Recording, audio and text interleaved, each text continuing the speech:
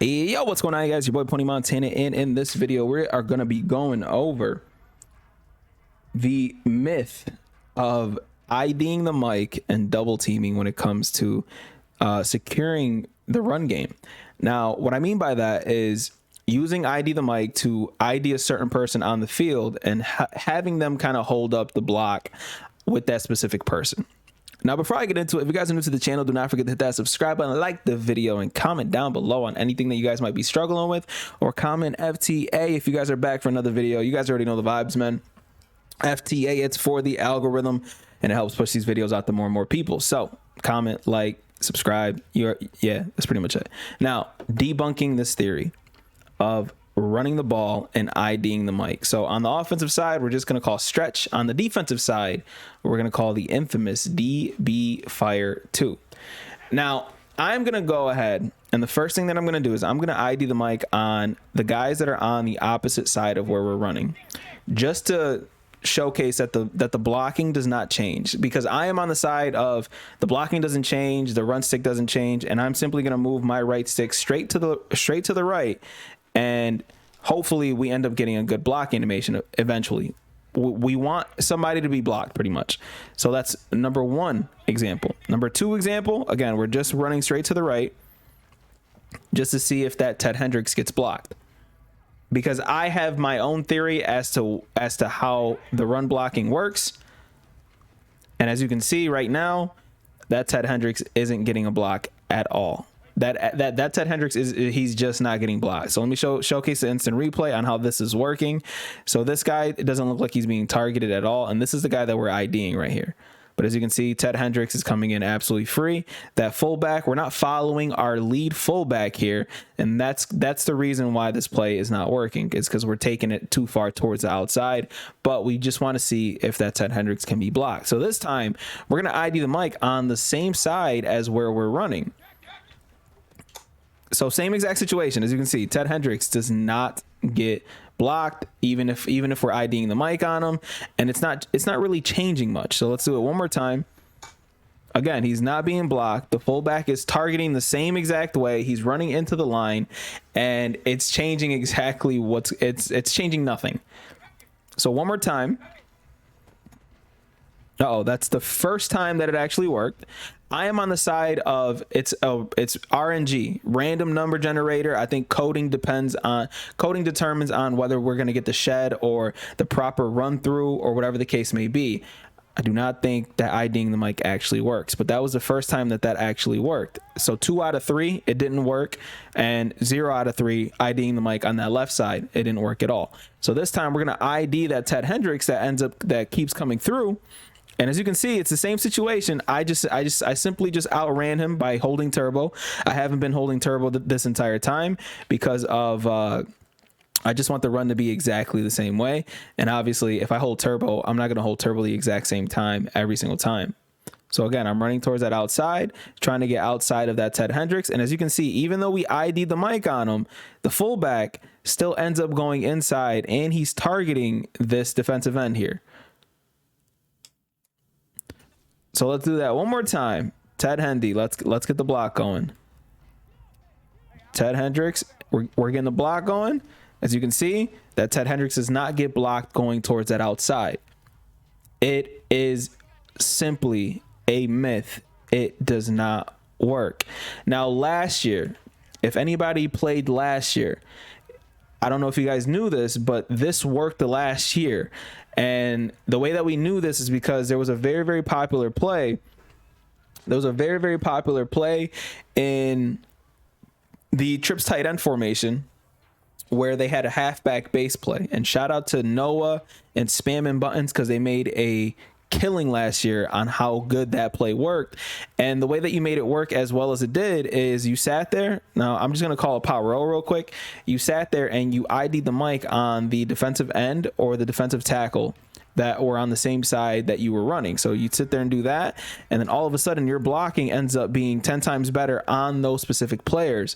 It's not a thing this year. It is completely placebo.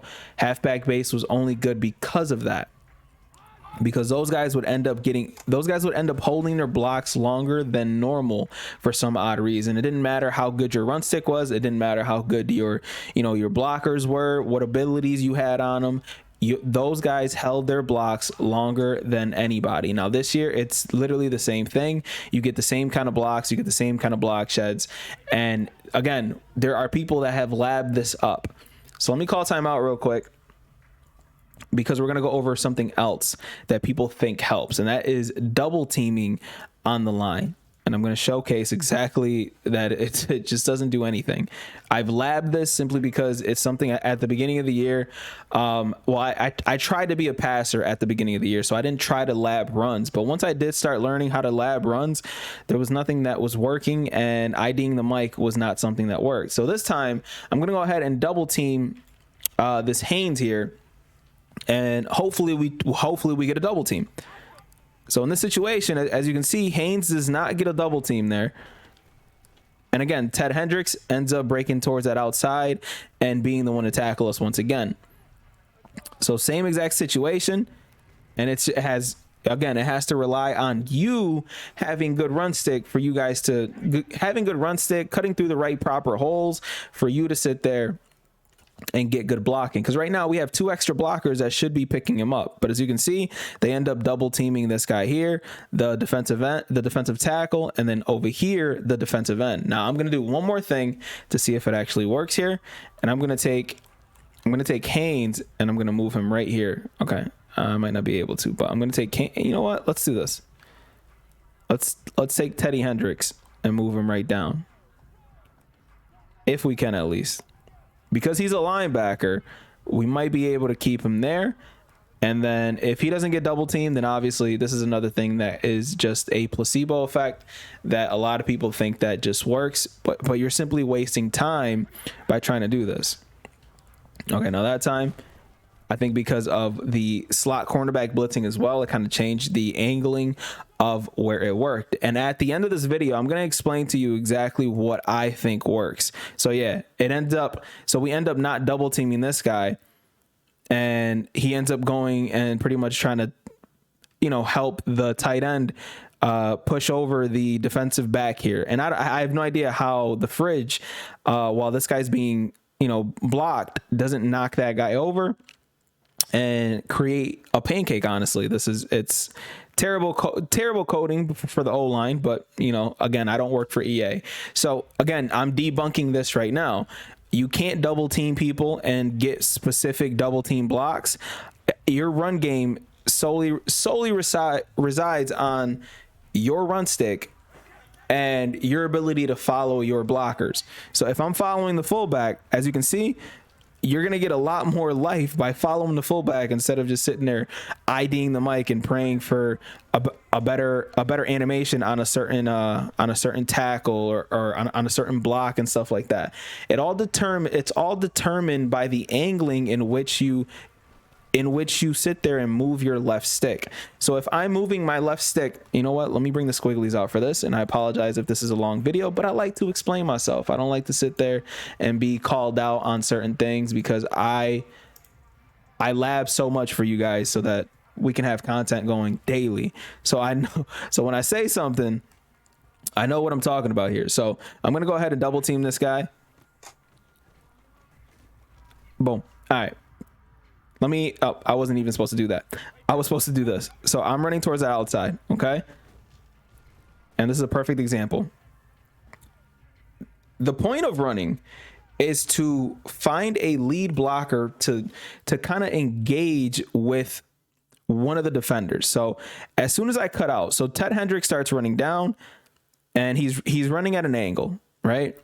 So he's running at an angle, and the way that the AI looks is they're looking like this guy's going to keep the edge off here, and then Ted Hendricks is here to plug up the angle. Now, as soon as I take my user and I run this way, what do you think Ted Hendricks starts doing? He starts running that way.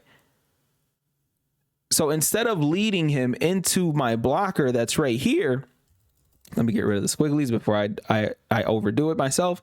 But instead of leading him into the blocker that's right here, I am giving him a free lane to tackle me right here. And honestly, that's honestly what we keep doing as runners, is we're not trusting the blockers in front of us. As look at where Perry is. I have 2 lead blockers here that I could have followed, but instead I took it towards the outside, and that's what happened. Now, if I follow my blocker in this situation, look at the difference. And I'll showcase the replay on that. The EA codes it so when a stretch is called, the linebackers are going to automatically assume that their job is to contain the edge and start running towards that right side. So when you cut inside on plays like stretch plays, you're changing the coding of the game. Take this guy, for example. When I start the play, I'm running towards the right side here. And then once I cut inside, they're trying to plug up the hole as best as they possibly can. But again, I followed my blocks, made a nice little move, and I'm off to the races. The ID the Mike feature and the double team feature, placebo effect. They do not do anything but waste your time when you are playing Madden. And it makes you think that IDing the Mike is actually going to help you on your run game. Focus on other things instead of that. Focus on learning how to pass, because if you focus too much on the run game, you're going to end up with tunnel vision. And by the time it comes down to you having to throw a pass, you're going to end up throwing a book. And that's not something that you want to deal with.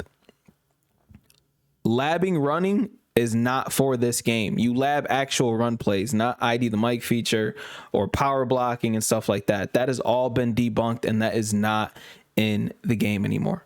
So if you guys are still trying to do that, you guys are wasting your time and you're not helping yourself. You're simply putting yourself in a